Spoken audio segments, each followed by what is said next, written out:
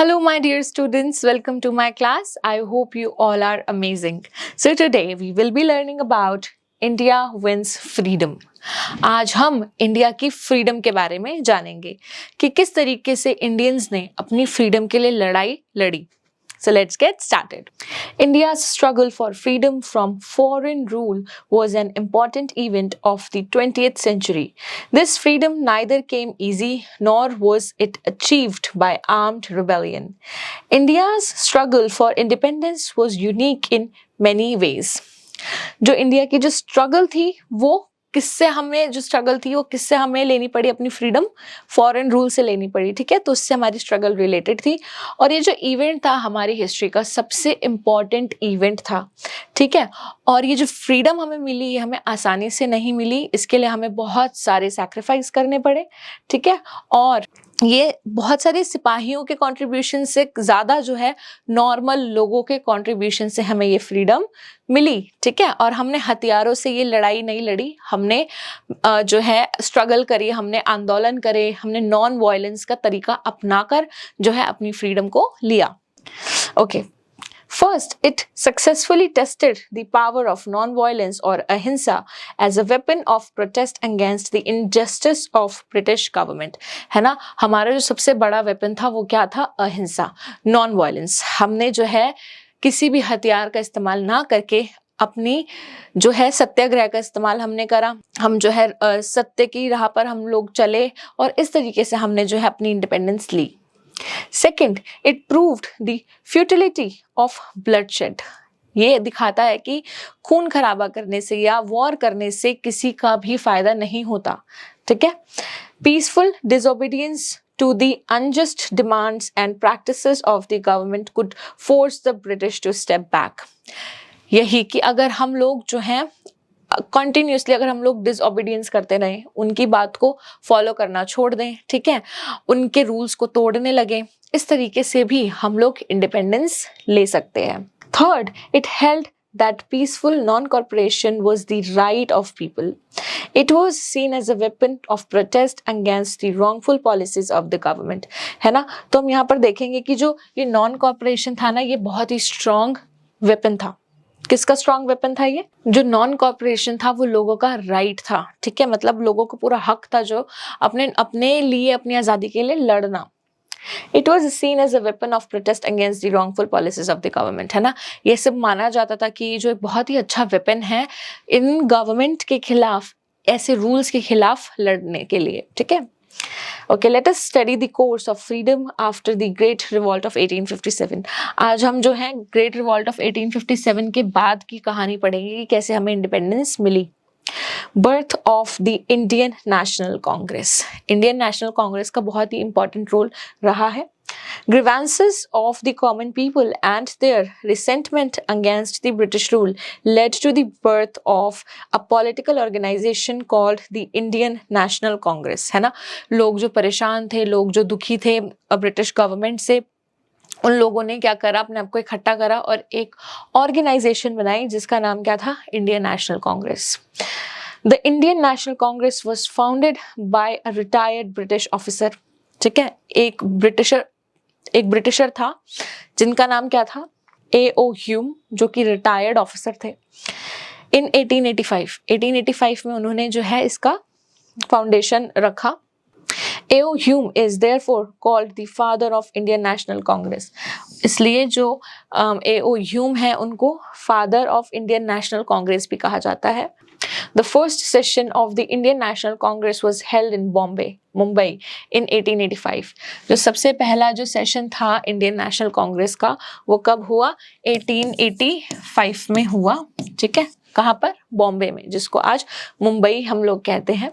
Its first president was V.C. Banerjee. ठीक है, इनके जो फर्स्ट प्रेसिडेंट कौन थे? B.C. बैनर्जी थे. Some of the prominent leaders of the Indian National Congress in the beginning were Dadabhai Naoroji, Badruddin Tayabji, Firoz Shah Mehta, Surendranath Banerjee, Gopal Krishna Gokhale. They did a lot to arouse the national spirit among the people and to unite them. मैंने जितने भी अभी political leaders का, ये famous personalities का नाम लिया, इन सब का ये बहुत ही बड़ा कंट्रीब्यूशन रहा हमारी फ्रीडम में, ठीक है। और ये बहुत ही अमेजिंग लीडर्स थे इंडियन नेशनल कांग्रेस के, बिल्कुल उसके स्टार्टिंग में, ठीक है। Since the demands of the Indian National Congress in the beginning were moderate in nature, the leaders such as Dadabhai Naoroji, V.C. Banerjee, S.N. Banerjee and Gopal Krishna Gokhale were referred to as the moderates. इनकी जो demand थी ना बहुत ही moderate इनको कहा जाता था, ठीक है। ये मॉडरेट थे, इनकी डिमांड्स भी बहुत ज़्यादा मॉडरेट थी, ठीक है। तो इन सारी पर्सनालिटीज़ को क्या बोला जाता था? Moderates. However, some leaders like Bal Gangadhar Tilak, Bipin Chandra Pal and Lala Lajpat Rai felt that a strong action was needed to force the British government to understand their problems. लेकिन दूसरी तरफ कुछ ऐसे leaders थे जैसे कि बाल गंगाधर तिलक, विपिन चंद्र पाल, लाला लाजपत राय, उनको ऐसा फील हुआ कि नहीं, हमें ना थोड़ा अग्रेसिवली, थोड़ा एक्टिवली बिहेव करना चाहिए, तभी हम ब्रिटिशर्स को निकाल पाएंगे हमारी कंट्री से। These leaders came to be known as the extremists. इसलिए इन लीडर्स को एक्सट्रीमिस्ट बोला जाता है। The three leaders, Lala Lajpat Rai, Bal Gangadhar Tilak and Bipin Chandra Pal were popularly known as लाल बाल पाल। इन तीन लीडर्स को कलेक्टिवली क्या बुलाया जाता था? लाल बाल पाल। Bal Gangadhar Tilak brought a newspaper called Kesari. He put forward his views very strongly in it. He declared, "Freedom is my birthright and I shall have it." तो जो बाल गंगाधर तिलक थे, बाल गंगाधर तिलक ने एक न्यूज़पेपर निकाला जिसका नाम था केसरी, ठीक है। और उस न्यूज़पेपर में उन्होंने अपने जो है व्यूज़ दिए बहुत स्ट्रॉन्ग। इसके अलावा उन्होंने क्या एक तरीके से स्लोगन निकाला, एक उन्होंने डिक्लेयर कर दिया कि जो फ्रीडम है ना वो मेरा बर्थ राइट है। मतलब अगर मैं पैदा हुआ हूँ इस कंट्री में तो यहाँ पर फ्री रहना मेरा अधिकार है और मैं इसको लेकर ही रहूंगा। The British government adopted the policy of divide and rule to weaken the freedom movement. जो ब्रिटिश गवर्नमेंट थी उनकी शुरू से ही एक पॉलिसी थी कि फूट डालो और राज करो, divide and rule. In this regard, the province of Bengal was partitioned into two parts in 1905, है ना। इसके करते ही क्या हुआ? डिवाइड एंड रूल की वजह से बंगाल को दो पार्ट्स में डिवाइड कर दिया गया 1905 में। One for the Hindus and the other for the Muslims. एक जो टुकड़ा था वो हिंदूज का था, दूसरा टुकड़ा मुस्लिम्स का था। The Indian National Congress was the people of India strongly opposed the division of Bengal. The anger in people gave rise to Swadeshi movement.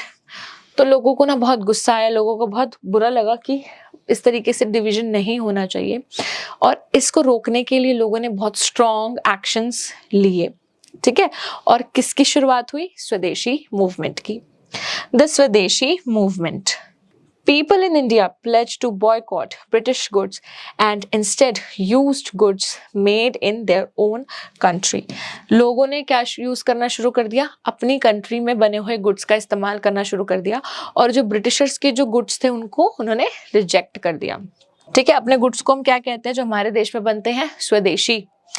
This agitation was called the स्वदेशी movement, है ना।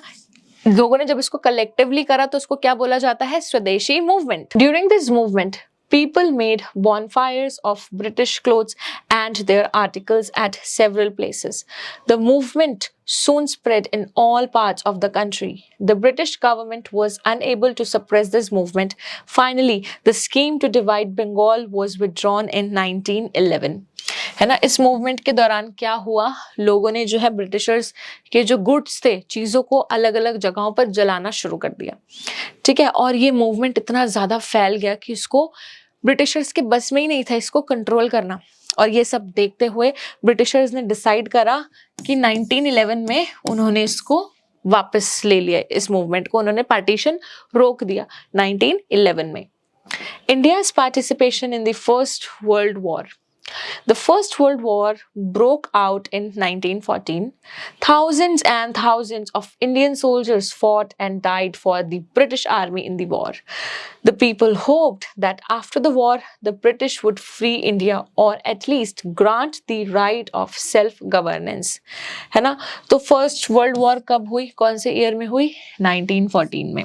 बहुत सारे Indian soldiers ने ना इस war में participate करा, क्या सोचते हुए कि अगर ब्रिटिश जो है ब्रिटेन जो है जीत गया, ब्रिटिशर्स जीत गए, तो उसके बाद ना ये हमें फ्री कर देंगे, ठीक है, उसके बाद हम खुद की गवर्नमेंट ला सकते हैं। ये सोचकर बहुत सारे जो भी गवर्नमेंट सोल्जर्स थे, जो भी ब्रिटिशर्स के लिए काम कर रहे थे, उन्होंने अपनी जान दे दी। However, by the end of the war, it became clear that the British had no intention of leaving India. In fact, the British became more ruthless. They imposed new taxes and brought out new laws. लेकिन ऐसा नहीं हुआ। World war में उसके खत्म होने के बाद भी ब्रिटिशर्स जो थे नहीं गए इंडिया छोड़ के, बल्कि वो बहुत ज्यादा ही रूड हो गए। अब इंडियंस को लेके उन्होंने बहुत सारे लॉज, बहुत सारे रूल्स निकाल दिए इंडियंस को लेकर, ठीक है। Next, the Rowlatt Act. The Rowlatt Act was passed in 1919. This act was termed as a Black Act as it authorized the government to arrest without trial anyone suspicious of working against the government. है ना, Rowlatt Act को Black Act भी कहा जाता है। क्यों? क्योंकि इसमें ना, इसके अंडर आप क्या कर सकते हो, आप लोगों को अरेस्ट कर सकते हो बिना किसी प्रूफ के, सिर्फ डाउट के बिहाफ पे कि ये जो है ब्रिटिशर्स के खिलाफ है तो उसको अरेस्ट कर लो, विदाउट एनी प्रूफ। सिर्फ डाउट के बिहाफ पर आप किसी को अरेस्ट कर सकते हो। All the top leaders were arrested on the ground of causing public unrest. Mahatma Gandhi, who had returned to India from South Africa in 1915, asked people to oppose the unjust British laws. Peaceful protests were held all over the country. फिर महात्मा गांधी जब वापस आए, उन्होंने देखा कि बहुत सारे amazing leaders जो थे वो भी इस रॉल्ट एक्ट की वजह से अरेस्ट हो गए, जेल में चले गए। तो महात्मा गांधी ने लोगों को समझाया कि हमें इस एक्ट को रोकना होगा और हम शांतिपूर्वक इस एक्ट को प्रोटेस्ट करके रोकेंगे। The Jallianwala Bagh massacre. On 13 April 1919, a peaceful public gathering of about 10,000 men, women and children was held in the Jallianwala Bagh in Amritsar to protest against the unlawful policies of the government. 13 अप्रैल, ठीक है, 1919 को एक बहुत ही ना लोग शांति से बैठ के ना कुछ डिस्कस कर रहे थे। कहाँ पर? जलियांवाला बाग में। उसमें बहुत सारी विमेन थी, मेन थे और छोटे छोटे बच्चे भी थे। और वो किस चीज के बारे में डिस्कशन कर रहे थे कि जो ब्रिटिशर्स हैं वो किस तरीके से, उनकी जो लॉज हैं, उनकी जो पॉलिसीज हैं वो हमें नुकसान देती हैं। A British officer named General Dyer came with his troops, blocked the only exit from the park and opened fire on the innocent public without warning. फिर वहां पर क्या हुआ, अचानक से एक ब्रिटिश ऑफिसर आया जिसका नाम था जनरल डायर। उसने जो एक ही एंट्री और एग्जिट थी ना पार्क की, उसको रोक दिया, उसको ब्लॉक कर लिया और फिर उन सारे लोगों पर क्या चलाई, गोलियां चला दी, वो जबकि सारे के सारे इनोसेंट थे। The firing stopped only when all the ammunition was used up. Ammunition क्या होता है? हथियार। मतलब फायरिंग तब रोकी गई जब तक सारी गोलियां खत्म नहीं हुई, तभी रोकी गई जब सारी गोलियां खत्म हो गई। Thousands were killed and injured in this incident. This incident sparked fresh roar of protest against the government and gave birth to another great movement. इस वजह से जो है हजारों लोग मारे गए और पूरे इंडिया में लोग जो हैं भड़क गए, लोग को गुस्सा आया बहुत ज़्यादा ये सुनकर, और इसकी वजह से और भी नए नए प्रोटेस्ट होना शुरू हो गए। द खिलाफत मूवमेंट। द वर्ड खिलाफत मीन्स प्रोटेस्ट, है ना। खिलाफत का मतलब क्या होता है? प्रोटेस्ट करना। The Muslim in India were angered by the treatment meted out to the Sultan of Turkey. The Sultan was considered the Khalifa or the religious leader of the Muslims the world over. जो हम कह सकते हैं यहाँ पर कि जो लोग थे टर्की के, ठीक है, जो मुस्लिम्स थे इंडिया में, वो ना बहुत ज़्यादा नाराज थे। क्यों नाराज थे ब्रिटिशर्स से? क्योंकि जो उन्होंने क्या करा, उन्होंने बहुत ही बुरा ट्रीटमेंट दिया। किसको? सुल्तान ऑफ टर्की को दिया, जिसको ये लोग क्या मानते थे? खलीफा मानते थे, ठीक है, और या फिर वो उनको मानते थे कि लीडर ऑफ द मुस्लिम्स वो मानते थे। तो जो इंडिया में भी मुस्लिम्स थे ना, वो भी काफ़ी ज़्यादा अग्रेसिव हो गए, ठीक है। To protest against this, various Indian leaders such as Maulana Abul Kalam Azad, M.A. Ansari, Saifuddin Kichlew and Ali brothers launched this movement. तो मैंने जितनी भी अभी जो है पर्सनालिटीज का नाम लिया, इन सब ने ना इंडिया में एक मूवमेंट निकाली जिसका नाम था खिलाफत movement. Okay, the revolutionaries, flames of freedom. You know that there were some leaders who believed in fighting against the British rule by using violent measures, है ना. आप जानते हैं कि बहुत सारे ऐसे लीडर्स थे इंडिया में जो ये सोचते थे कि हम ब्रिटिशर्स को ना वायलेंट तरीके से भगा सकते हैं. After the partition of Bengal, this thinking gained momentum, especially among the youth. These young people came to be known as the revolutionaries, है ना. अब क्या हुआ, धीरे धीरे ना इस थॉट को ना ताकत मिलती गई. लोगों ने ये ज़्यादा सोचना शुरू करा कि हाँ, हम ब्रिटिशर्स को ना जब हम उनके साथ वॉर करेंगे तभी भगा सकते हैं, ठीक है. और ऐसे लोगों को जो ब्रिटिशर्स के खिलाफ वॉर करना चाहते थे, उनसे लड़ाई करना चाहते थे, वायलेंस करना चाहते थे, उनको हम रिवोल्यूशनरीज कहते हैं. Prominent revolutionaries of this period were Ashwini Kumar, Khudiram Bose and Sri Aurobindo Ghosh. Khudiram Bose was hanged at the age of just 15. जो खुदीराम बोस थे उनको सिर्फ और सिर्फ 15 की एज में उनको फांसी दे दी गई ब्रिटिशर्स के द्वारा, ठीक है. Some Indians went to other countries and operated their movements from there. बहुत सारे जो लोग थे, बहुत सारे रिवोल्यूशनरीज थे, वो दूसरी कंट्रीज में चले गए और वहां से इंडिया को फ्री कराने के लिए उन्होंने काम करा. Madam Kama went to Switzerland and started a paper called Vande Mataram. Madam Kama जो थी उन्होंने एक पेपर निकाला स्विट्जरलैंड जाके, ठीक है, न्यूज़पेपर जिसका नाम था Vande Mataram. Maulana Barkatullah and Raja Mahendra Pratap went to Kabul. ये दो पर्सनालिटीज काबुल चली गई, Afghanistan, and guided the freedom movement from there. और वहां से उन्होंने इंडिया को आज़ाद कराने के लिए काम करा. Narendra Nath Chattopadhyay formed an association in England. जो नरेंद्र नाथ चट्टोपाध्याय थे उन्होंने एक एसोसिएशन बनाई इंग्लैंड में. Lala Hardayal formed the Ghadar party in the United States of America to help Indian revolutionaries. जो लाला हरदयाल थे उन्होंने क्या करा, उन्होंने गदर पार्टी बनाई. कहाँ पर? यूनाइटेड स्टेट्स ऑफ अमेरिका में, ताकि इंडिया को आज़ादी मिल सके, ठीक है. आप ये देख सकते हैं, पिक्चर्स हैं इन रिवॉल्यूशनरीज की जिन्होंने अमेजिंग काम करा है इंडिया को फ्रीडम दिलाने में. The non corporation movement. After the tragedy of Jallianwala Bagh, Indian leaders decided to launch the non corporation movement. Jallianwala Bagh के इंसिडेंट के बाद जो इंडियन लीडर्स थे उन्होंने डिसाइड करा क्या लॉन्च करने का? नॉन कॉर्पोरेशन मूवमेंट लॉन्च करने का. कौन से ईयर में? 1920 में, under the leadership of Gandhi ji. इसको लीड कौन कर रहा था? नॉन कॉर्पोरेशन मूवमेंट को गांधी जी लीड कर रहे थे. The people were asked not to cooperate with British government. Thousands of students left their school and colleges to join the movement. जो नॉन कॉर्पोरेशन मूवमेंट के अंडर क्या हो रहा था, मना करा गया था इंडियंस को कि ब्रिटिशर्स का कॉर्पोरेशन ना करे, उनकी चीज़ों को इस्तेमाल ना करें. बहुत सारे बच्चों ने उनके स्कूल्स छोड़ दिए, ठीक है, और कॉलेजेस छोड़ दिए. People disobeyed the laws deliberately. Leading lawyers like Motilal Nehru and C.R. Das boycotted the courts. है ना, जो लॉयर्स थे उन्होंने अपने कोर्ट्स छोड़ दिए, ठीक है. लोगों ने जो है इंडियंस जो भी थे उन्होंने ब्रिटिशर्स को डिसोबे करना शुरू कर दिया. Subhas Chandra Bose resigned from the Indian civil services. जो सुभाष चंद्र बोस थे, नेताजी सुभाष चंद्र बोस, उन्होंने सिविल सर्विस से रिजाइन दे दिया. The non-corporation movement was so successful that even the arrests, firings and brutalities of the British government could not suppress it. जो non-corporation movement था वो इतना ज़्यादा successful हुआ कि लोगों को अगर गोलियां भी लग रही हैं, लोगों के साथ अगर बुरा भी हो रहा है, ठीक है, उनको जेल में बंद करा जा रहा है, उनको कोई फर्क नहीं पड़ रहा. ये movement continuous रही. Mahatma Gandhi was determined to keep the movement peaceful and non-violent.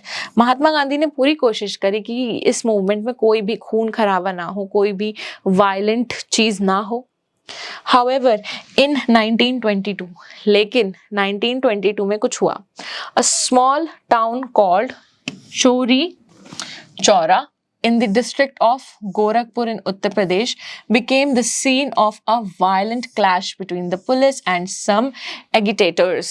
तो क्या हुआ, जो चोरी चौरा है, ठीक है, ये जगह है एक गोरखपुर में। गोरखपुर क्या है, एक डिस्ट्रिक्ट है उत्तर प्रदेश में। अब यहाँ पर एक वायलेंट क्लैश हो गया, ठीक है, किसके बीच में, जो लोग प्रोटेस्ट कर रहे थे और जो पुलिसमैन थे उनके बीच में क्या हो गया, क्लैश हो गया, हाथापाई हो गई। The agitators attacked the police station and killed 22 British policemen.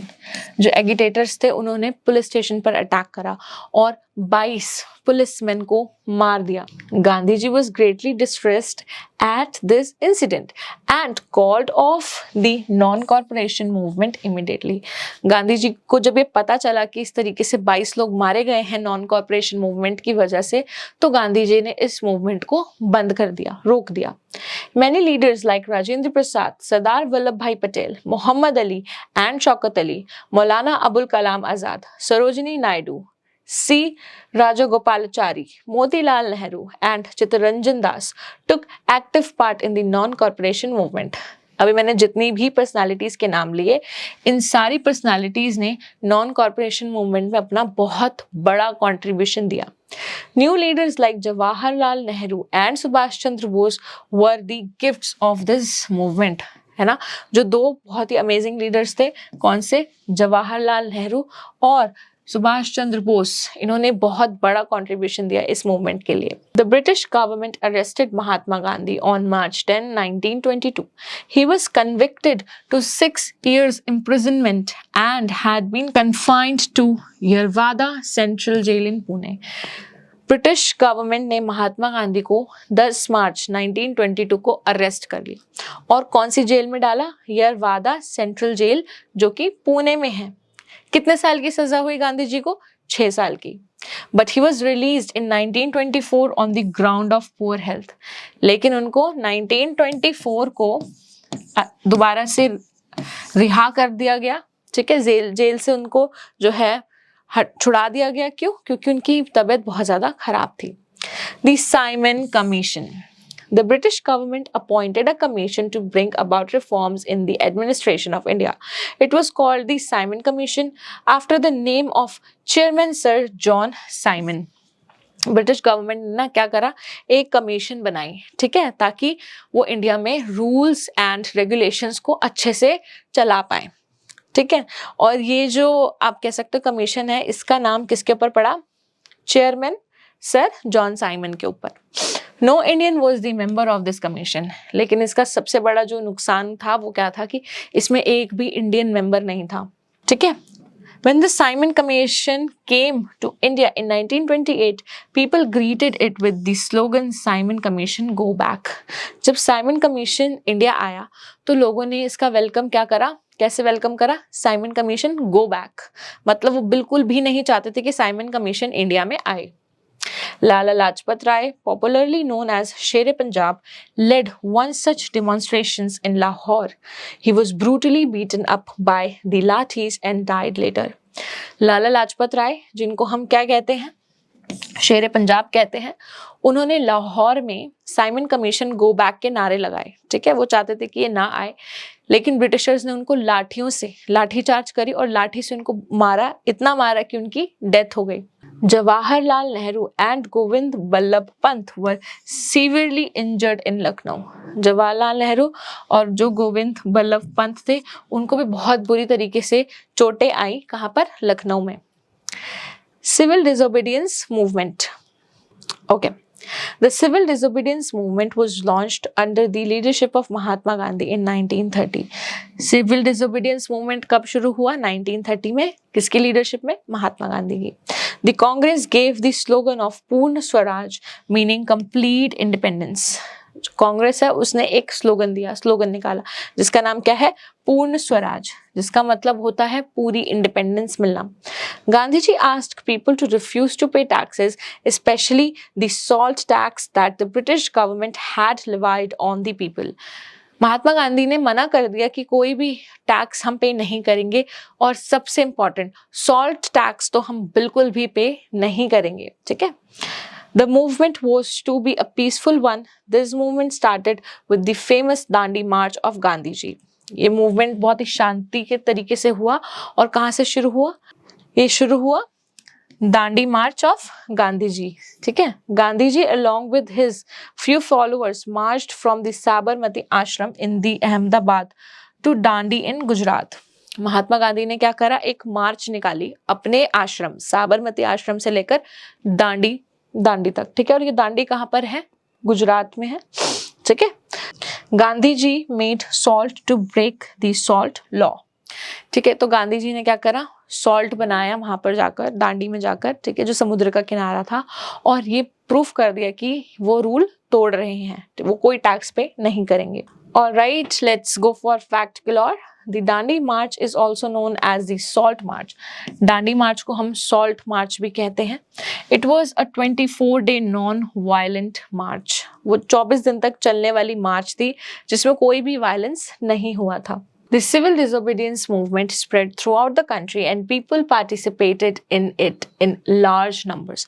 जो civil disobedience movement था वो पूरे कंट्री में फैल गया था और बहुत सारे लोगों ने इसमें पार्टिसिपेट करा। They broke laws and quoted arrest voluntarily। लोगों ने क्या करा, लोगों ने जो है रूल्स को तोड़ा और खुद को सरेंडर कर दिया गवर्नमेंट के आगे। The movement eventually forced the government to call the leaders and discuss their demands। फिर मूवमेंट की वजह से क्या हुआ, गवर्नमेंट ने ना, ब्रिटिशर्स ने लोगों को बुलाया और उनसे पूछा कि आपकी डिमांड्स क्या हैं, आप क्यों इतना जो है ये आप मूवमेंट कर रहे हो। However, the government backtracked on its promise when it saw that movement was suspended, है ना। बट गवर्नमेंट ने क्या करा, बहुत ही स्मार्टली उन्होंने अपने प्रॉमिस बाद में तोड़ दिए जब उन्होंने देखा कि जो ये मूवमेंट है ये रुक गया है। Quit India movement. The Quit India movement was started by Mahatma Gandhi in August 1942। Quit India movement कब शुरू हुआ, 1942 में। किसने शुरू करा, महात्मा गांधी ने। It aimed at throwing out the British government from India। इस मूवमेंट का एम क्या था, ब्रिटिश गवर्नमेंट को बाहर निकालना इंडिया से। Gandhi ji gave the slogan of do or die। Gandhi ji ने एक स्लोगन दिया, करो या मरो, do or die to the people। Most of the prominent political leaders were jailed during this movement, but the movement did not die। ठीक है, बहुत सारे जो पॉलिटिकल लीडर्स थे ना उनको जेल हो गई इस मूवमेंट के दौरान, लेकिन फिर भी ये मूवमेंट नहीं रुका। The British realized that their time in India was over now।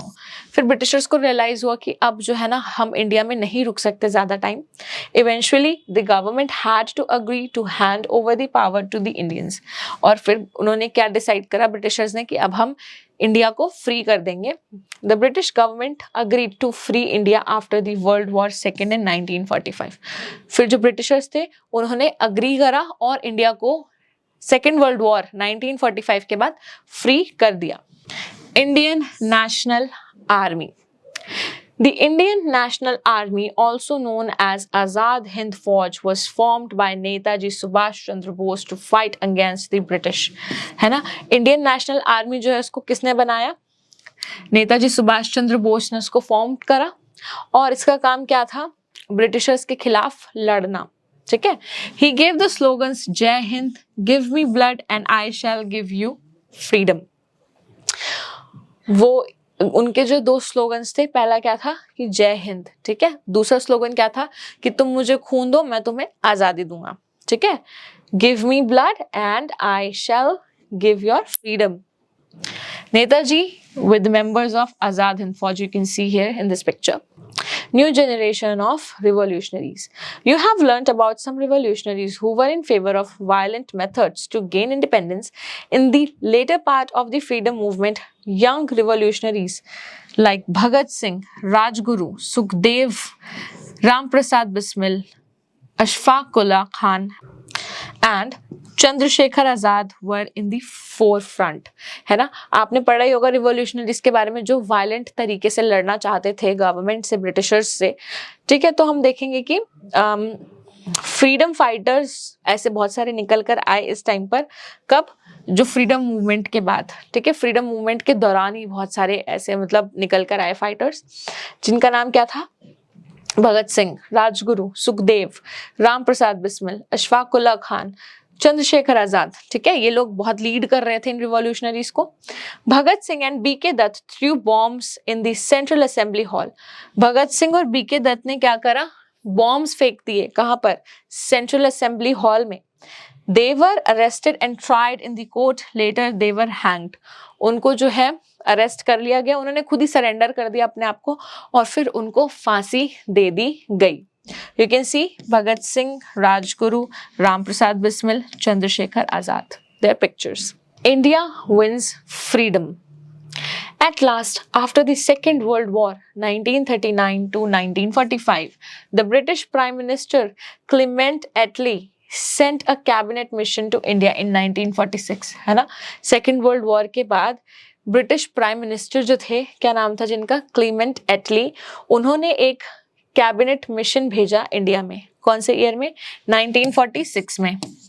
It was aim to offer freedom to India, और ये मिशन का ऑब्जेक्टिव क्या था? इंडिया को फ्रीडम देना।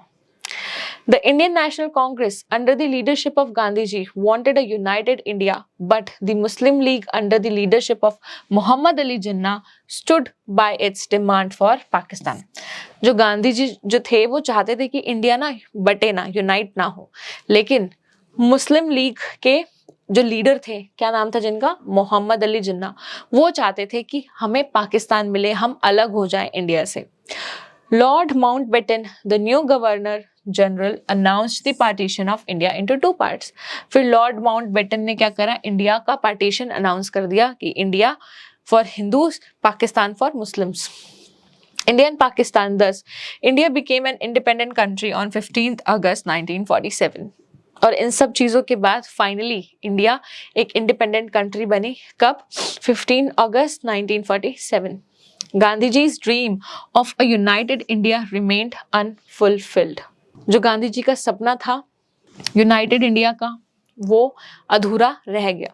ठीक है, ये देखो, you can see here Jawaharlal Nehru जो कि अपनी शपथ ले रहे हैं प्राइम मिनिस्टर की। He was the first prime minister of India. ठीक है, alright, we have read the chapter, now let's do the question answers. Answer the following questions. आपको क्या करना है, यहाँ पे आपको आंसर्स देने हैं। ठीक है, you can do it by yourself. All right, take your pick. When was the Indian National Congress founded? In 1885. Which newspaper was brought out by Bal Gangadhar Tilak? Kesari. The scheme to divide Bengal was withdrawn in 1911. Mahatma Gandhi returned to India from South Africa in 1915. The Quit India movement was launched in 1942. Alright, right, true or false? Gopal Krishna Gokhale was the political guru of Gandhiji.